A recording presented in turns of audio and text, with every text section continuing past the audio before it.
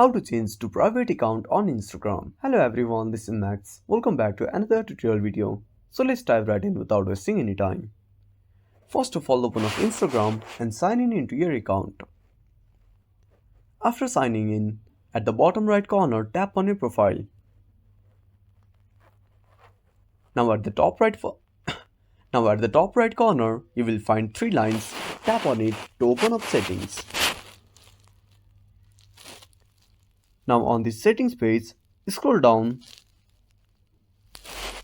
Now under who can see your content, you will find an option for account privacy. Tap on it. Now on the first option, simply toggle on private account. Now tap on switch to private. Now tap on OK. If you have a creator account, tap on your profile. Tap on the three lines. Now scroll down and tap on creator tools and controls. Now tap on switch account type. Now select switch to personal account. Tap on switch to personal account. Now once you are done, go back, tap on three lines.